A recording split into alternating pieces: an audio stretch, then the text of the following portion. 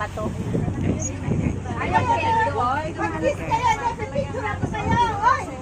Ayan guys. Pinalitan ng dancer. Kasi na madali na ang holiday eh. Ito na kayo guys. Dito na pala tayo sa ano sa may Bukana, nakaikot na tayo eh. Ikot talaga oh. Diyan kasi lumabas, tas ikot doon. Mas mabilis ata yun, no? Yung Pareho lang? dali. Oo. Diyan yan sa tangkang. Itong dalawa tangkang yan. Katabi ng orange.